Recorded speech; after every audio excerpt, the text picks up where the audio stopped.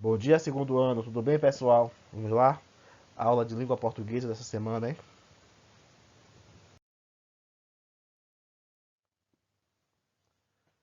Nessa semana, vocês foram premiados, privilegiados com a revisão de conteúdo. Na verdade, revisaremos um assunto que já foi estudado há algum tempo, certo? Não quer dizer que essa revisão é porque é véspera de teste, semana véspera de teste. Na realidade, já estava no planejamento acontecer essa revisão e, por coincidência, está na véspera do teste de vocês.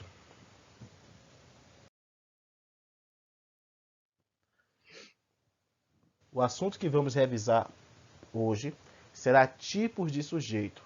Esse assunto foi escolhido por ter sido o nosso segundo assunto da unidade, após termos estudado período composto, período simples, frase e oração.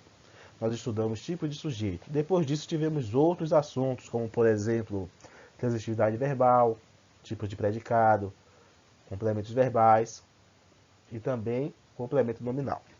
Então, esse assunto ficou um pouco para trás. Talvez algum aluno que se matriculou depois ou que começou a fazer as atividades recentemente nem saiba que tivemos o assunto tipo de sujeito.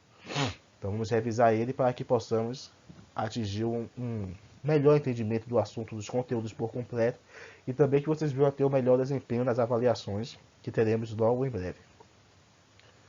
Então vamos lá. Tipo de sujeito, hein? Nós temos o sujeito que é chamado de sujeito determinado, que são aqueles que podem ser identificados na oração. E eles são classificados em simples, composto e oculto. É importante perceber que, na hora de responder a atividade, na hora de responder alguma questão das avaliações, é necessário dizer que o sujeito é determinado simples, ou somente sujeito simples, sujeito composto. E sujeito oculto dizer qual é a pessoa, se é primeira, segunda ou terceira pessoa do plural ou do singular. Não basta dizer que é somente sujeito determinado, tá bem?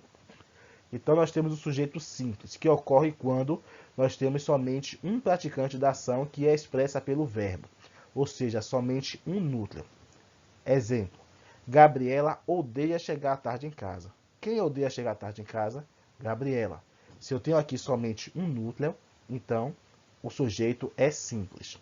O sujeito será chamado de composto quando tiver dois ou mais núcleos, determinados ou expressos pela ação verbal. Gabriela e Leonardo odeiam chegar tarde em casa. Quem odeia chegar tarde em casa? Gabriela e Leonardo.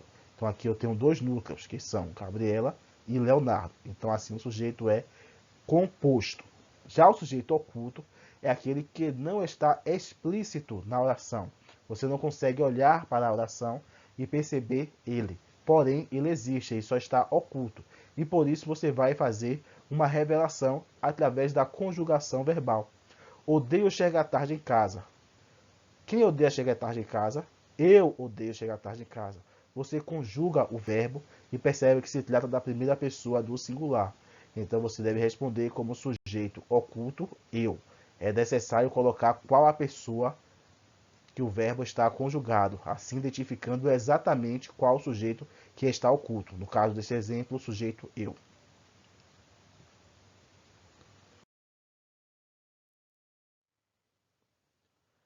Temos também o sujeito indeterminado, que é o oposto do que nós vimos do slide anterior. O sujeito determinado, ele também existe, mas não é possível determinar na oração.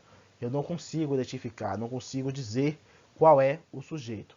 Isso ocorre de duas maneiras. A primeira maneira é com o verbo na terceira pessoa do plural, sem sujeito explícito.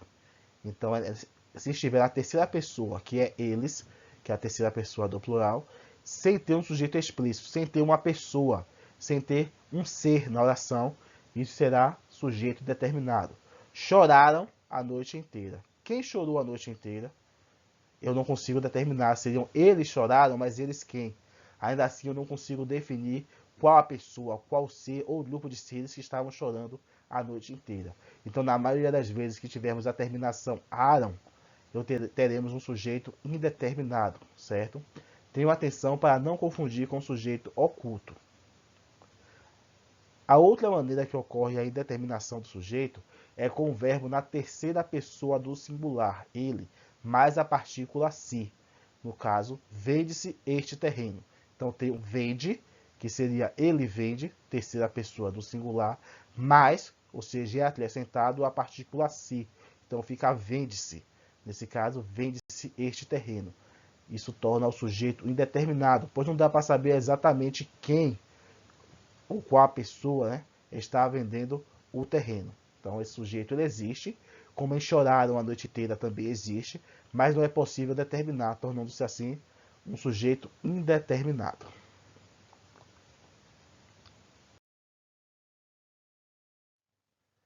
E ainda temos o sujeito que é inexistente. Então temos o determinado que está explícito na oração, temos o indeterminado que existe, mas que eu não consigo identificar, e temos o inexistente, que é o sujeito que não existe. E quando isso ocorre?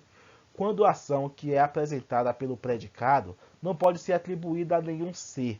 Então dizemos que a oração é sem sujeito, ou sujeito inexistente. E como isso ocorre? Primeira forma que ocorre, com verbos, com os verbos que exprimem fenômeno da natureza, como no caso de nevou em Salvador. Olha só, nevou em Salvador. Esse nevou é um verbo que expressa fenômeno da natureza, assim como choveu e outros mais. Quando isso ocorre, nós dizemos que o sujeito é inexistente. Não existe praticante da ação. O ato de nevar em Salvador não pode ser atribuído a nenhum ser, pois ele não existe. Eu tenho somente o predicado. Isso é oração sem sujeito, sujeito inexistente. Ocorre também com o verbo haver, no sentido de existir, no sentido de acontecer, e também quando o verbo haver estiver indicando tempo decorrido. Observe, havia uma única chance. Havia uma única chance. Existia uma única chance. Então, nesse caso aqui, o verbo haver está expressando o sentido de existir. Então, se o verbo haver está expressando o sentido de existir, isso significa que a oração é sem sujeito. Houve um acidente no caminho. Houve um acidente no caminho. Aconteceu um acidente no caminho. Então, com o verbo haver no sentido de acontecer, o sujeito também é inexistente. Então, houve um acidente no caminho, aconteceu um acidente no caminho, torna a oração sem sujeito, sujeito inexistente. Havia 8 meses que eu não viajava. Se passaram 8 meses, faz 8 meses que eu não viajava. Então aqui eu tenho o verbo haver indicando o tempo decorrido, o tempo que se passou. Nesse caso também o sujeito é inexistente. E a terceira forma que ocorre sujeito inexistente é com o verbo fazer, indicando o tempo decorrido ou a decorrer. Faz horas que estou sem comer. Faz horas que estou sem comer. Se passaram horas que estou sem comer. Tempo decorrido. Então, nesse caso também, o sujeito é inexistente. Então, tenham atenção a sujeito inexistente, pois é mais complexo. Ocorre com verbos que expressam o fenômeno da natureza. O verbo haver em 3 sentidos. No sentido de existir, quando eu posso substituir o verbo, a forma verbal, pelo sentido de existir, pelo sentido de acontecer ou pelo sentido de tempo decorrido. E também com o verbo fazer, quando está expressando o tempo decorrido ou o que irá decorrer. A atividade para a casa de vocês é somente a página 36, tá bom? Estudem para os testes desde já, não deixe para a última hora, certo? Se perceber algum assunto que vocês têm dúvidas, falem comigo através do WhatsApp. Não fiquem esperando a atividade de revisão não, que vocês já são bem grandinhos. Então, estudem as atividades anteriores, tirem dúvidas com o professor, para que vocês possam estar aptos para fazer uma boa avaliação, tá bom? Tchau, tchau, até amanhã. Amanhã teremos aula de literatura. Tchau, tchau.